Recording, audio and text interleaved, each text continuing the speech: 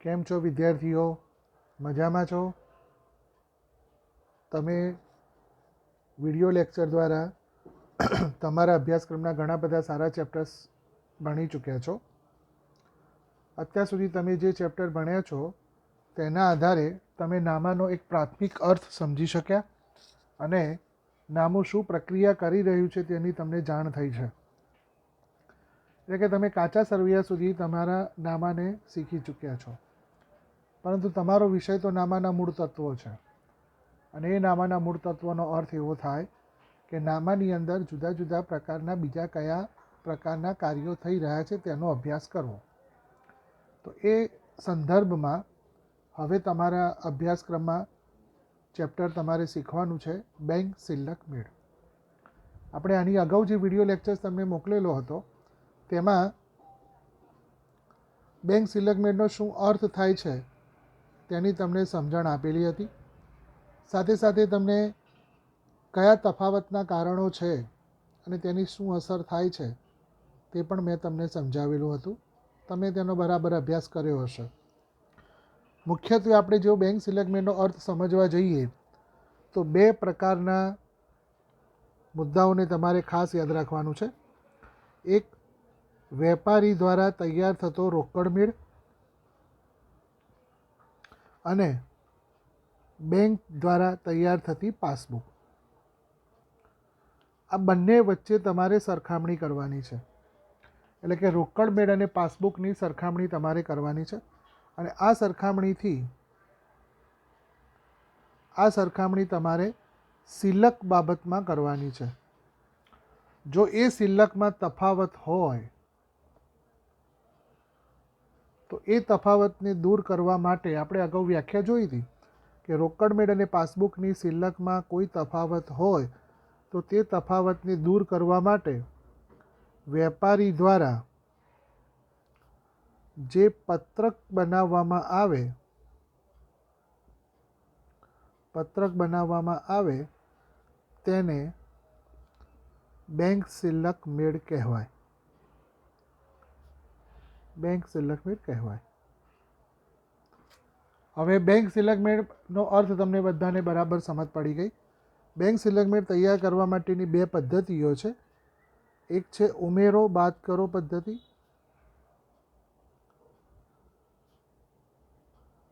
આ પદ્ધતિ ઓછી પ્રચલિત છે અને તેનો ઉપયોગ પણ તમારે ખાલી નામ માટે છે. પરીક્ષામાં કે ગમે ત્યારે તમારે જ્યારે સ્વાધ્યાયના દાખલા ગણવાના છે ત્યારે ઉમેરો બાદ કરો પદ્ધતિનો ઉપયોગ તમારે કરવાનો નથી. માત્ર તમારે ઉધાર જમાની પદ્ધતિનો જ ઉપયોગ કરવાનો છે. અને બીજી પદ્ધતિ છે ઉધાર જમાની પદ્ધતિ. કારણ કે આ બહુ પ્રેક્ટિકલ પદ્ધતિ છે અને તે સામાન્ય રીતે દરેક વ્યક્તિઓ પોતાના શબ્દો દ્વારા પણ તે ઉપયોગમાં લેતા હોય છે. એટલે ઉધાર જમાની પદ્ધતિ પ્રમાણે તમારે દાખલા ગણવાના રહેશે. જ્યારે તમે કોઈ પણ બેંક સિલ્લક મેળનો દાખલો તૈયાર કરો ત્યારે 4 પરિણામો તમારે યાદ રાખવાના છે. આ ખાસ તમારે બરાબર તૈયાર કરવાનું છે. પહેલું પરિણામ તમને અગાઉ પણ આ વિડિયો લેક્ચર દ્વારા શીખવાડેલું છે કે રોકડ મેળ મુજબ જ્યારે ઉધાર બાકી આપેલી હોય તો તેને બેંક સિલ્લક કહેવાશે. અને એવી જ રીતે સામે તૈયાર થાય પાસબુક તો પાસબુક મુજબ જમા બાકી હોય એને પણ તમે બેંક સિલ્લક તરીકે ઓળખી શકો છો. એ તમારે આ પરિણામ યાદ રાખવાના કે રોકડ મેળ મુજબ ઉધાર બાકી એટલે બેંક સિલ્લક, પાસબુક પ્રમાણે જમા બાકી એટલે બેંક સિલ્લક. એવી રીતે બીજી એક પરિસ્થિતિ છે રોકડ મેળ મુજબ જમા બાકી એટલે બેંક ઓવરડ્રાફ્ટ કહેવાય.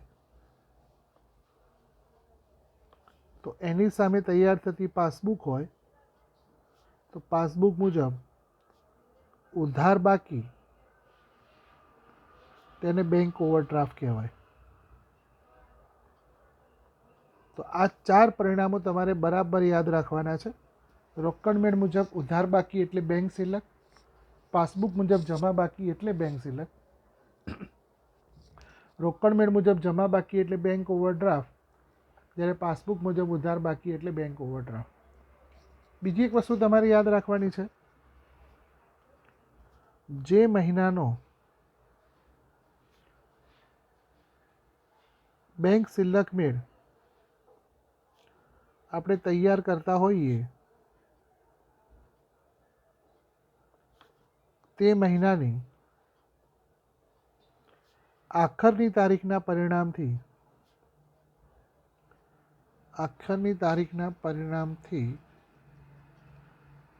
દાખલાની શરૂઆત તમારે કરવાની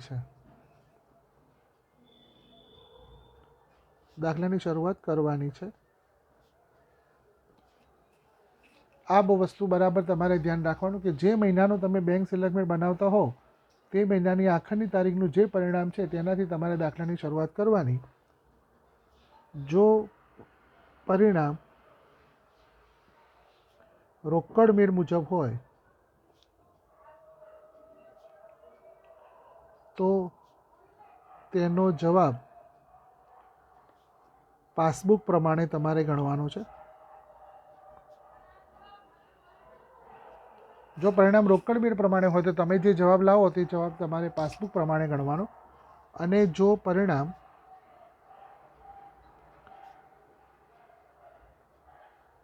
પાસબુક મુજબ હોય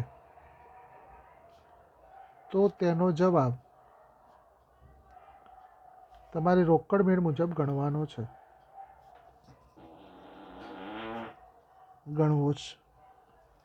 આ બરાબર તમારે ધ્યાન રાખવાનું. જો પરિણામ પાસબુક પ્રમાણે હોય તો તેનો જવાબ તમારે રોકડ મેળ મુજબ ગણવાનો, રોકડ મેળ મુજબ હોય તો પાસબુક પ્રમાણે ગણવાનો. હવે તમારે એ પરિસ્થિતિ વિચારવાની છે કે રોકડ મેળમાં શું થાય અને પાસબુકમાં શું થાય. તેના માટે આપણે આગળના વિડીયો લેક્ચર દ્વારા શીખવાડેલું છે. આજે હું તમને તમારા સ્વાધ્યાયમાં જે ઉદાહરણો આપેલા છે એ ઉદાહરણમાંથી આપણે એક દાખલો તૈયાર કરીશું. ત્યાર પછી સ્વાધ્યાયના દાખલા તરફ આપણે વળીએ. તો બરાબર ધ્યાન આપજો. હું જે બોલું છું તે પ્રમાણે તમારે વિચારવાનું રહેશે. આપણે એક કામ કરીએ, ઉદાહરણ નંબર 1થી શરૂઆત કરીએ. તો ઉદાહરણ નંબર 1 તમે બધા તમારી ટેક્સ્ટબુકમાં છે એને કાઢો અને એના આધારે આપણે દાખલાની શરૂઆત કરીએ છીએ. તો આ દાખલાને આપણે ઉધાર જમાની પદ્ધતિ મુજબ જ ગણીશું, કારણ કે સ્વાધ્યાયની અંદર ઉમેરો બાદ કરોની પદ્ધતિ પ્રમાણે આપ્યું છે, પરંતુ ઉમેરો બાદ કરો પદ્ધતિ પ્રચલિત નથી. એટલે હું અહીંયા ઉમેરો બાદ કરોના બદલે ઉધાર જમાની પદ્ધતિથી દાખલો ગણીશ. ઉદાહરણ નંબર 1. ઉધાર જમાની પદ્ધતિ માટે તમારે વિગત એટલે કે વ્યવહાર, ઉધાર રકમ અને જમા રકમ આ પ્રમાણે તમારે ખાના દોરવાના થશે. ઉપર બથાડું છે, જુઓ. નીચેના વ્યવહારો પરથી શ્રી જયમિનીનો 31/3/2015ના રોજનો બેંક સિલેક્ટમેન્ટ તૈયાર કરો. એટલે તમારે મથાળું લખાશે શ્રી જયમિનીના ચોપડે તારીખ 31/3/15ના રોજનો બેંક સિલેક્ટમેન્ટ. હવે મિત્રો તમારે એવું યાદ રાખવાનું છે 31/3/15 એટલે તમે માર્ચ મહિનાના વ્યવહારોને ધ્યાનમાં રાખો છો, અને માર્ચ મહિનાની અંદર રોકડ મેળ અને પાસબુકમાં જે અસર ન થઈ હોય તેને તમારે અહીંયા લખીને સુધારાત્મક બેંક સિલેક્ટમેન્ટ તૈયાર કરવાનો છે.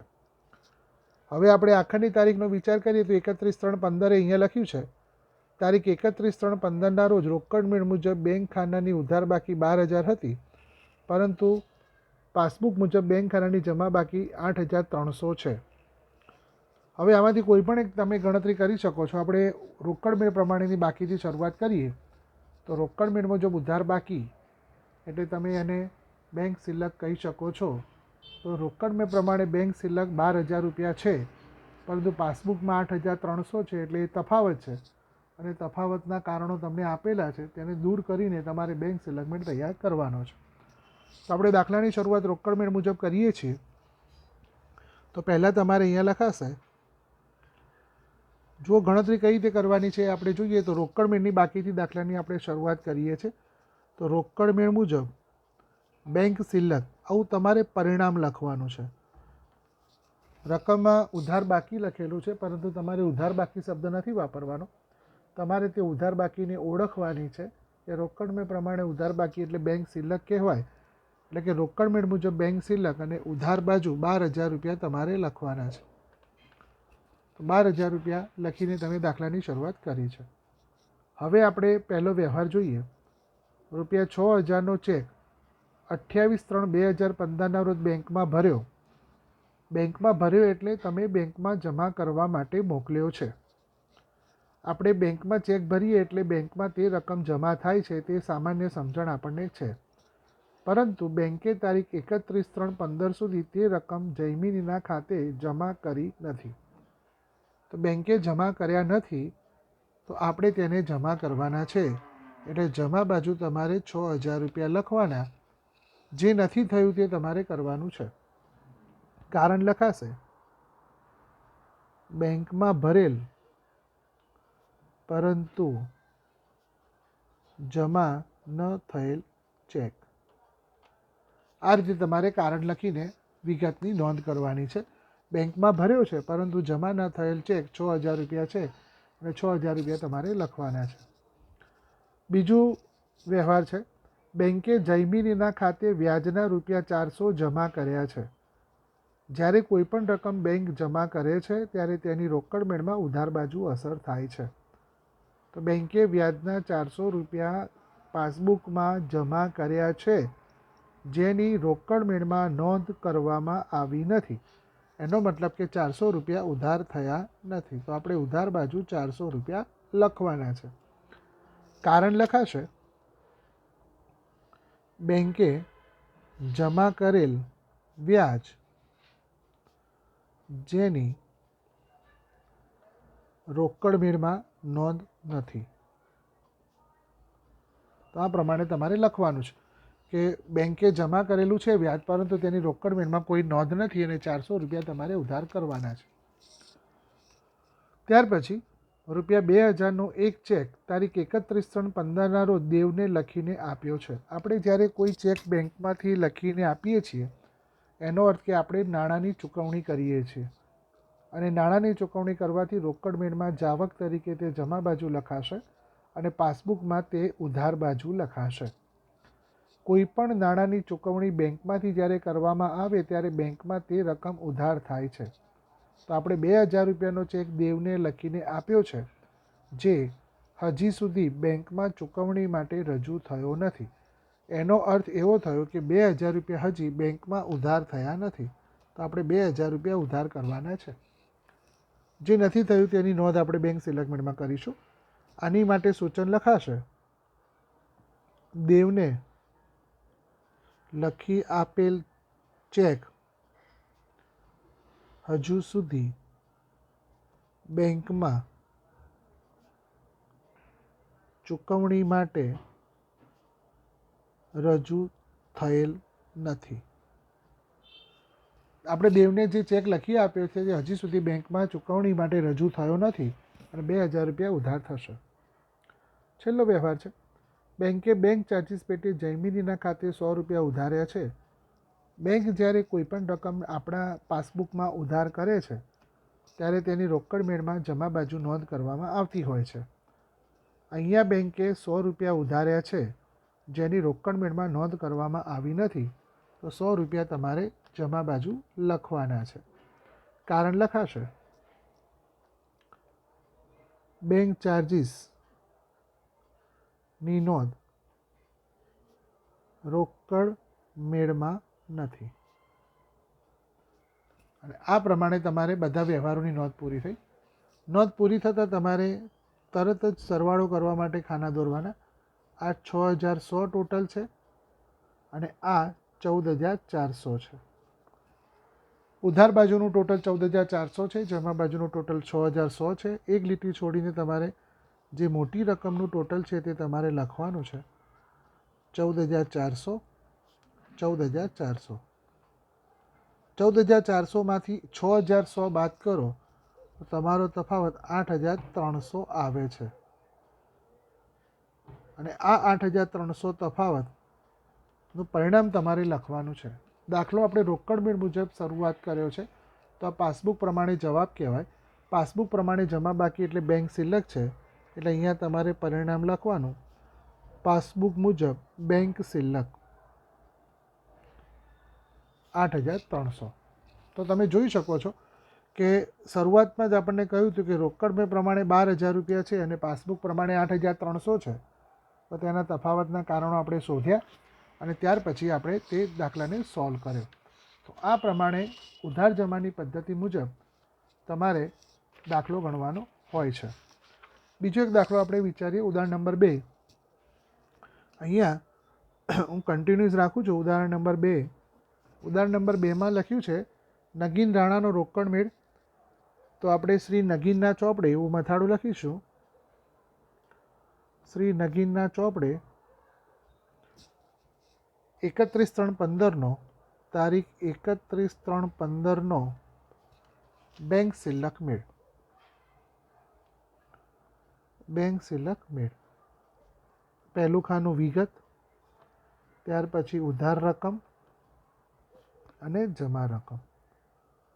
તો આ પ્રમાણે તમારે ખાના દોરવાના છે. ખાના એક જ પ્રમાણે તૈયાર કરવાના છે, એમાં કોઈ વિવિધતા નથી.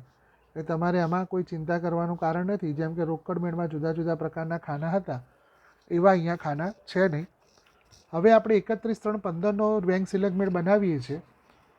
તો 31/3/15ના રોજનું જે પરિણામ હોય તેનાથી આપણે દાખલાની શરૂઆત કરીશું. અહીંયા લખ્યું છે નગીન રાણાનો રોકડ મેળ 31/3/15ના રોજ બેંક ખાતાની જમા બાકી 7,500 બતાવે છે, જે પાસબુક સાથે મળતી નથી.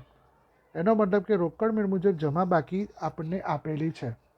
હવે તમને બે પરિણામો બરાબર યાદ છે કે રોકડ મેળ પ્રમાણે જમા બાકીનો અર્થ તમારે બેંક ઓવરડ્રાફ્ટ છે. તો અહીંયા શરૂઆત કરીશું. રોકડ મેળ મુજબ બેંક ઓવરડ્રાફ્ટ. તમારે જમા બાકી એવું લખવાનું નથી, પરંતુ જમા બાકીને શું કહેવાય છે તે ઓળખીને તમારે લખવાનું છે. તો રોકડ મેળ પ્રમાણે બેંક ઓવરડ્રાફ્ટ, તો એ રકમ જમા બાજુ તમારે 7,500 લખાશે અને ત્યાર પછી જે તફાવતના કારણો આપ્યા છે તેને તમારે શોધીને તેની નોંધ કરવાની છે. પહેલું, ₹15,000નો ચેક 28/3/2015 રોજ બેંકમાં ભરવામાં આવ્યો હતો.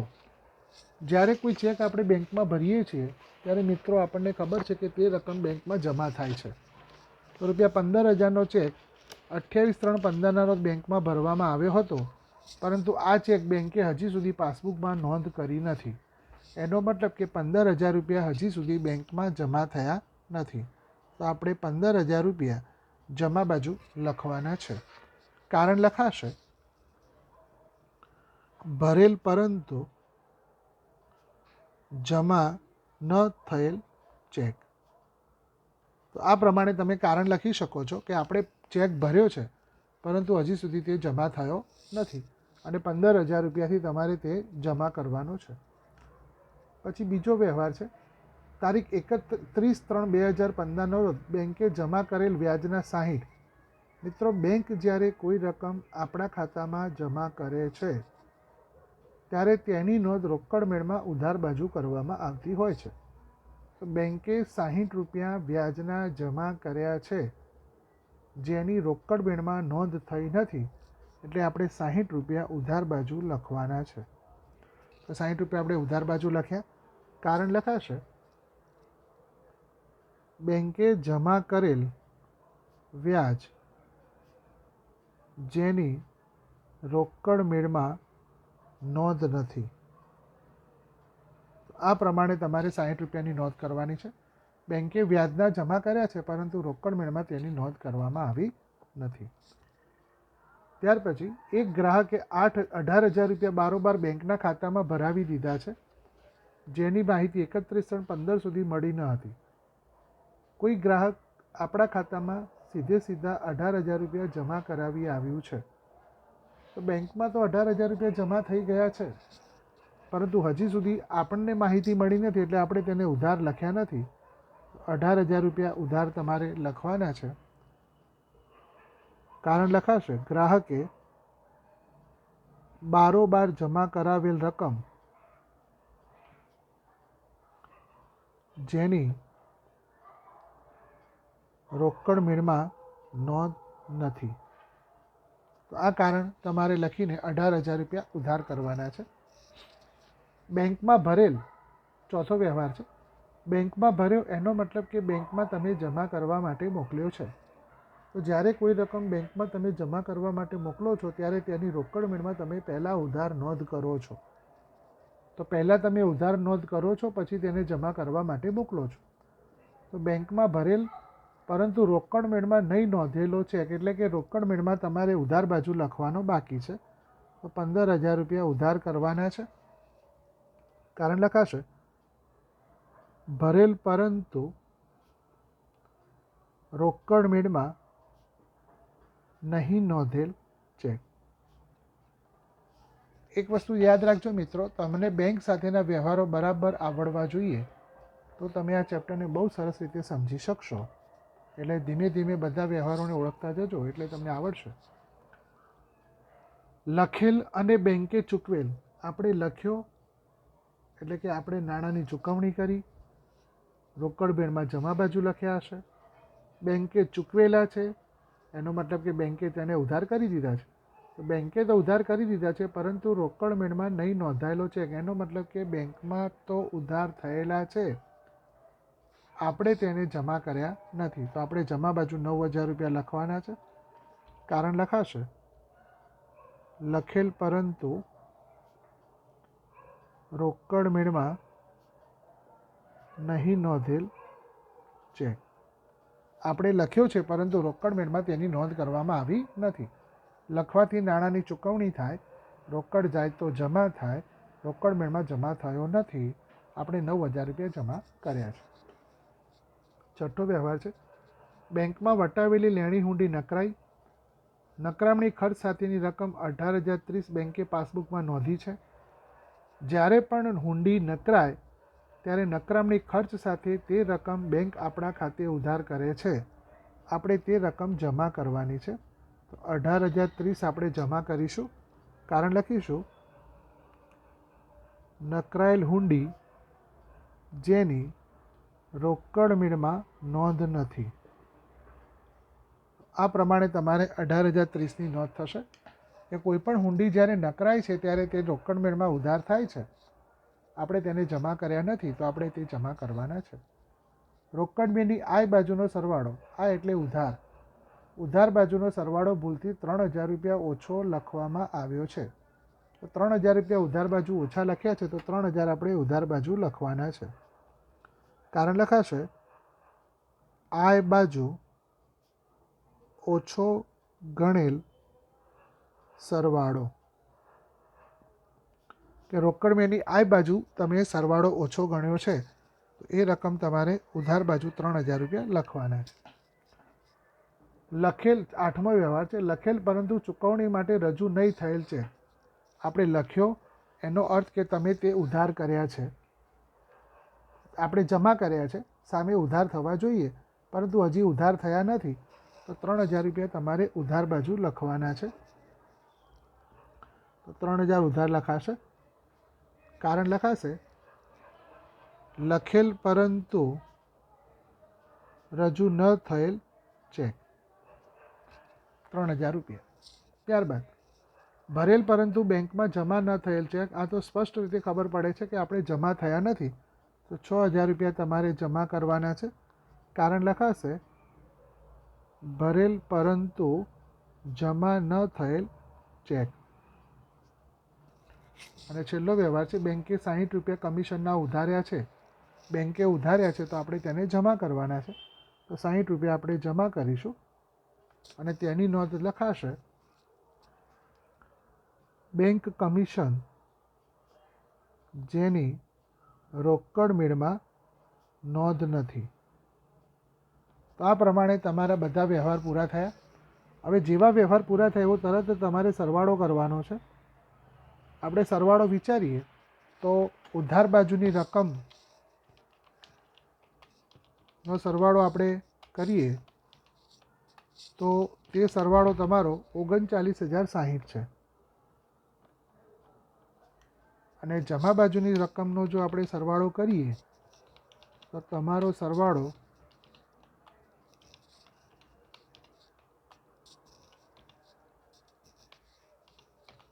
55,590 છે. મોટી રકમ 55,590 છે, તે બંને બાજુ તમારે લખવાની થશે.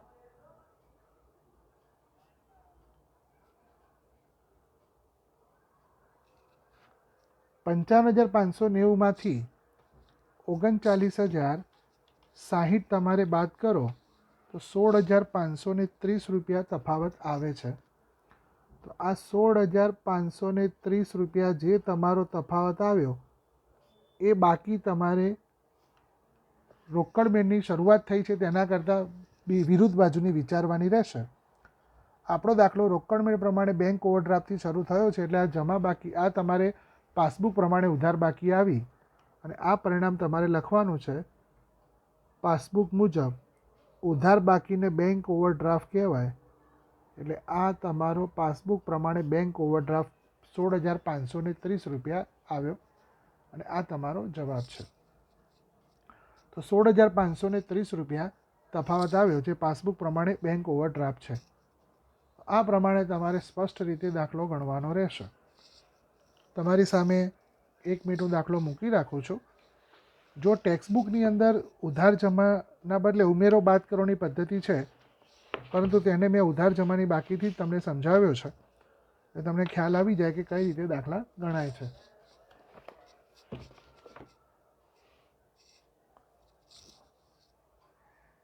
તો તમને બધાને સરસ રીતે સમજ પડી ગઈ હશે. હવે આપણે ઉદાહરણ નંબર 3 ગણીશું. મને લાગે છે તમને ઉધાર જમાની પદ્ધતિ વધારે સમજ પડશે અને તે જ અગત્યની છે, બરાબર. એટલે આપણે ઉદાહરણ નંબર 3ને ગણવાનો પ્રયત્ન કરીએ. ઉદાહરણ નંબર 3 માટે મેં ખાના અગાઉથી દોરી રાખ્યા છે. તમારે પણ આ પ્રમાણે જ ખાના દોરીને દાખલો ગણવાનો છે. ઉદાહરણ નંબર 3 કૈલાસની પાસબુકને આધારે તમારે દાખલો ગણવાનો છે, એટલે અહીંયા લખાશે કૈલાસના ચોપડે તમને સ્પષ્ટ મહિનો આપ્યો છે 31/3/15. તો 31/3/15ના રોજનો બેંક શિલ્લક મેળ. આ પ્રમાણે તમારે મથાળા લખવાના છે. લખાશે વિગત, ઉધાર રકમ અને જમા રકમ. આ પ્રમાણે ખાના દોરાશે. અને હવે આપણે દાખલાને ગણવાનો પ્રયત્ન કરીએ. કૈલાસની પાસબુક પ્રમાણે તારીખ 31/3/15ના રોજ તેમની જમા બાકી 30,000 રૂપિયા છે. તો પાસબુક પ્રમાણે જમા બાકી છે. તમને બધાને પેલા 4 પરિણામો પરથી ખબર પડે કે પાસબુક પ્રમાણે જમા બાકીને બેંક શિલ્લક કહેવામાં આવે છે. તો તમારો દાખલો પાસબુક પ્રમાણે શરૂ થયો છે. તો અહીંયા શરૂઆત કરીશું. પાસબુક મુજબ બેંક શિલ્લક, તમારે જમા બાકી નથી લખવાનું, બેંક શિલ્લક કે બેંક ઓવરડ્રાફ્ટ જે પરિણામ હોય તે લખવાનું છે. તો પાસબુક પ્રમાણે બેંક શિલ્લક જમા બાજુ 30,000 રૂપિયાથી તમારે દાખલાની શરૂઆત થશે. હવે આપણે વ્યવહાર જોઈએ. પહેલો વ્યવહાર છે ₹10,000નો ચેક લખ્યો, એનો અર્થ કે તમે રોકડ મેળમાં જમા બાજુ નોંધ કરો છો, તો પાસબુકમાં તે ઉધાર થશે. હવે એવું લખ્યું છે, જુઓ, 10,000નો ચેક લખેલો અને રોકડ મેળમાં નોંધેલો. એનો મતલબ કે મિત્રો રોકડ મેળમાં તો તમે જમા બાજુ લખી દીધા છે, પરંતુ લેણદારોને આપવાનો રહી ગયો છે. આ ચેક ટેબલના ખાનામાંથી મળ્યો છે. તમે રોકડ મેળમાં જમા કર્યો છે, પરંતુ હજી સુધી તે પાસબુકમાં રજૂ થયો નથી, એટલે કે લેણદારને આપ્યો જ નથી. તો આ તમારે ઉધાર કરવા પડે. તો 10,000 રૂપિયા ઉધાર કરવા પડશે, કારણ કે જે જ્યારે તમે લેણદારને આપશો ત્યારે તે પાસબુકમાં ઉધાર થશે. તો આપણે તે રકમ ઉધાર કરીશું. કારણ લખાશે લખેલ પરંતુ લેણદારને નહીં આપેલ ચેક. જ્યારે આપણે આપીશું ત્યારે તે રકમ ઉધાર થશે, તો અત્યારથી આપણે તેને ઉધાર કરો, એટલે તમારી ભૂલ સુધરી જશે. બીજો વ્યવહાર, 30,000નો ચેક 28/3/2015ના રોજ ભરવામાં આવ્યો હતો. બેંકમાં ભરવામાં આવ્યો હતો, એનો મતલબ કે બેંકમાં તે જમા કરવા માટે મોકલ્યો છે. જે બેંકે 1/4/2015ના રોજ જમા આપ્યો છે, મિત્રો ધ્યાન આપજો, આપણે 31/3/15 રોજ સુધીની અસરને નોંધ કરવાની છે. તો આ વ્યવહાર એવું કહે છે કે 1/4/15 રોજ તે જમા આપ્યો છે, પરંતુ 31/3/15 સુધી જમા આપ્યો નથી તેવી આપણને આમના ઉપરથી ખબર પડે છે. તો 31/3/15 સુધી જમા થયો નથી, તો આપણે 30,000 રૂપિયા જમા કરવાના છે. કારણ લખાશે બેંકમાં ભરેલ પરંતુ જમા ન થયેલ ચેક 30,000 રૂપિયા. 31/3 સુધી જમા નથી થયા, તો આપણે 31/3 સુધી તેને જમા કરવાના છે. ત્રીજો વ્યવહાર છે, ₹20,000 બેંકે વીમા પ્રીમિયમના ચૂકવ્યા છે. બેંક જ્યારે કોઈ રકમ આપણા વતી ચૂકવણી કરે છે ત્યારે બેંક તેને આપણા ખાતામાં ઉધાર કરે છે. તો બેંકે 20,000 ચૂકવ્યા છે, એટલે કે બેંકે તે રકમ પાસબુકમાં ઉધાર કરી દીધી છે, જેની જાણ કૈલાસને 2/4/2015 રોજ થઈ છે. એટલે કે 31/3/15 સુધી તેની આપણને જાણ નથી. તો બેંકે ઉધાર કર્યા છે, તો આપણે તે રકમ જમા બાજુ લખવાના છે. તો આપણે તેને જમા બાજુ લખીશું. કારણ લખાશે બેંકે ચૂકવેલ વીમા પ્રીમિયમ જેની રોકડ ભીડમાં નોંધ નથી. આ પ્રમાણે તેની નોંધ થશે કે બેંકે ચૂકવેલ વીમા પ્રીમિયમ જેની રોકડ ભીડમાં નોંધ નથી, તો 20,000 રૂપિયા તમારે તે જમા કરવાના છે. ત્યાર પછી એક ગ્રાહકે, ચોથો વ્યવહાર છે, એક ગ્રાહકે 30,000 રૂપિયા બેંકમાં બારોબાર ભરાવી દીધા છે. એટલે કે ગ્રાહકે 30,000 રૂપિયા બેંકમાં બારોબાર જમા કરાવ્યા છે, જે અંગે રોકડ મેળમાં નોંધ કરવામાં આવી નથી. એટલે કે પાસબુકમાં તો જમા થયા છે, પરંતુ રોકડ મેળમાં તે ઉધાર થયા નથી. તો આપણે 30,000 રૂપિયા ઉધાર કરવાના છે. મિત્રો આ બેંક સિલક મેળ છે, જેમાં રોકડ મેળમાં કે પાસબુકમાં જે ન થયું હોય તેને તમારે અહીંયા લખવાનું છે. કારણ લખાશે ગ્રાહકે બારોબાર જમા કરાવેલ રકમ જેની રોકડ મેળમાં નોંધ નથી. 30,000 રૂપિયા ઉધાર થશે. ત્યાર પછી બેંકે વ્યાજના 1,000 પાસબુકમાં જમા કર્યા છે. બેંકે પાસબુકમાં જમા કર્યું હોય તો આપણે તેને ઉધાર કરવા પડે, તો 1,000 રૂપિયા આપણે ઉધાર કરીશું. કારણ લખાશે રોકડ મેળમાં નહીં નોંધેલ બેંક વ્યાજ, અથવા એવું લખી શકાય બેંકે વ્યાજના જમા કર્યા છે પરંતુ તેની રોકડ મેળમાં નોંધ નથી. કોઈ પણ રીતે તમે વાક્ય લખી શકો છો. હવે લખ્યું છે 60,000નો ચેક બેંકમાં ભર્યો હતો, એટલે કે બેંકમાં આપણે જમા કરવા માટે મોકલ્યો હતો, તે નકરાયો એટલે કેન્સલ થયો, પરંતુ તેની નોંધ આપણને 2/4/2015 રોજ મળી છે. એનો અર્થ કે આપણે 31/3 સુધી તો એવું સમજતા હતા કે આ રકમ આપણા ખાતામાં જમા થયેલી હશે. તો 60,000 રૂપિયા તમારે જમા કરવાના રહેશે, કારણ કે તમે 31/3 રોજ વ્યવહાર લખો છો. આપણને માહિતી 2/4 રોજ મળી છે, એનો અર્થ 31/3 સુધી તો આપણે એમ જ હતું કે આ રકમ આપણા ખાતામાં જમા થયેલી હશે. તો આપણે તે અત્યારે જમા જ લખવાની છે. તો 60,000 રૂપિયા જમા લખીશું. કારણ લખાશે બેંકમાં ભરેલ ચેક નકરાયો જેની રોકડ મેળમાં નોંધ નથી. તો આ પ્રમાણે તમારે 60,000 રૂપિયા જમા કરવાના થશે.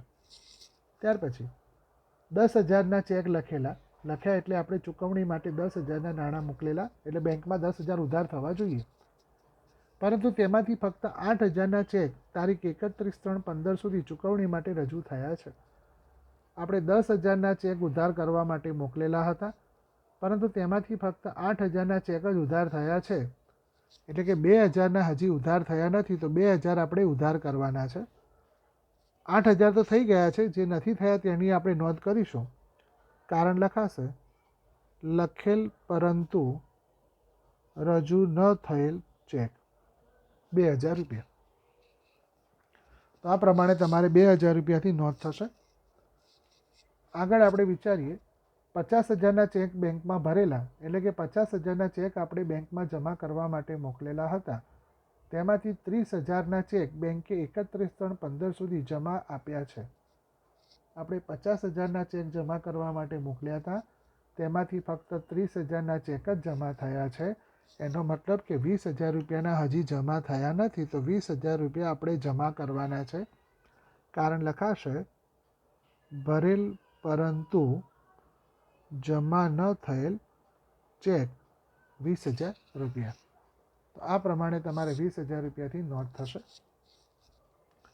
9મો વ્યવહાર, ₹8,000નો એક ચેક જે બેંકમાં ભરેલો. મિત્રો, બેંકમાં ભરીએ એટલે કે બેંકમાં તે રકમ જમા કરવામાં આવે છે. તો જે રકમ બેંકમાં જમા કરવામાં આવે છે તે રોકડ મેળમાં ઉધાર કરવામાં આવે છે. હવે અહીંયા એવું લખ્યું છે કે ₹8,000નો ચેક બેંકમાં ભર્યો હતો, એટલે કે બેંકમાં તો જમા કરવા માટે મોકલ્યો હતો, પરંતુ તેની નોંધ રોકડ મેળમાં કરવાની રહી ગઈ છે. એટલે કે રોકડ મેળમાં આપણે તે રકમ ઉધાર કરી નથી. તો 2,000 રૂપિયા આપણે ઉધાર કરીશું. કારણ લખાશે ભરેલ પરંતુ રોકડ મેળમાં નહીં નોંધેલ ચેક. તો આ પ્રમાણે તમારે રોકડ મેળને પાસબુકને ધ્યાનમાં લઈને દાખલાઓની ગણતરી કરવાની છે. છેલ્લો વ્યવહાર જોઈએ. બેંકે કૈલાસની પાસબુકમાં બેંક ચાર્જિસ અને કમિશન પેટે 2,000 રૂપિયા ઉધાર્યા છે.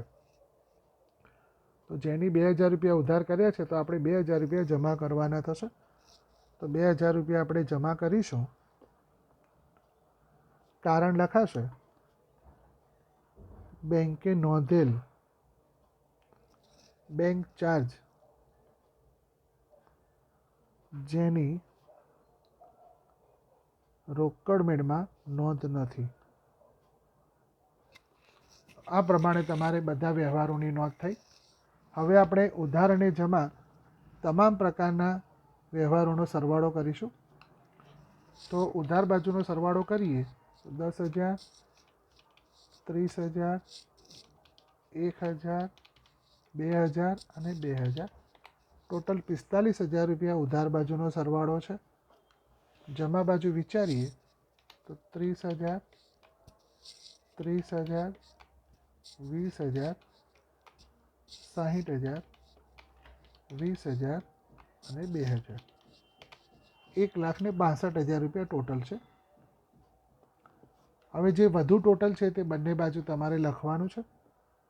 તો અહીંયા 1,62,000 ટોટલ વધારે છે. 1,62,000, 1,62,000.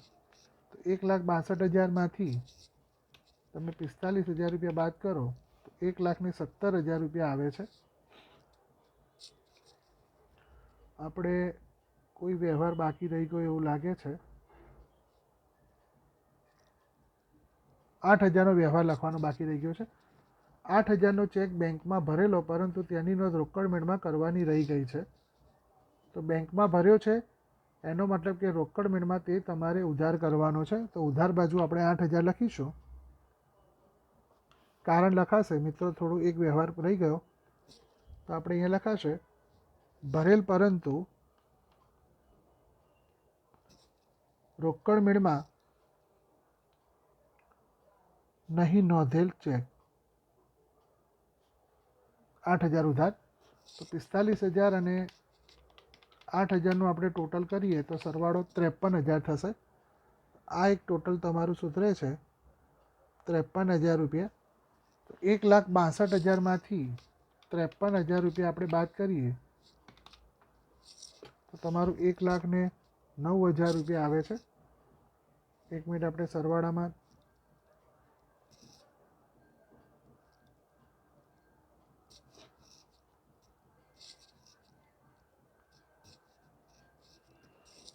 આપણે 20,000 અને 30,000 તો બસ ત્યાંથી 20,000 તે પાસબુકમાં જમા આપ્યા છે. તો 20,000ના જમા થયા નથી.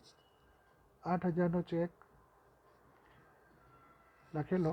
તો આપણે અહીંયા જે સરવાળો છે એ જ લખીશું. 1,62,000 માઇનસ 53,000.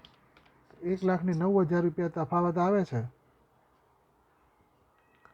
અને આ તફાવત તમારો રોકડ મેળ પ્રમાણે છે. એટલે અહીંયા લખાશે રોકડ મેળ મુજબ ઉધાર બાકી છે એટલે બેંક શિલ્લક 1,09,000 રૂપિયા. તો આ પ્રમાણે તમારે દાખલાને ગણવાનો રહેશે. મિત્રો ક્યાંક ટેક્સ્ટબુકમાંથી વ્યવહારો લખેલા છે એ થોડું ધ્યાન રાખીને આ પ્રમાણે દાખલો ગણશો. મને લાગે છે તમને આ બધા વ્યવહારોની બહુ સારી રીતે સમજ પડી હશે. તો હવે પછી જ્યારે આપણે મળીશું ત્યારે સ્વાધ્યાયના દાખલા તરફ આગળ વધીશું. ત્યાં સુધી રોકડ મેળ અને પાસબુકની સરખામણીને તમે તૈયાર કરતા રહેજો. નોંધ બરાબર તૈયાર કરશો તો આગળના કોઈ દાખલાઓમાં તમને તકલીફ નહીં પડે. ચલો ત્યારે હવે મળીશું બીજા લેક્ચરમાં. ત્યાં સુધી આવજો.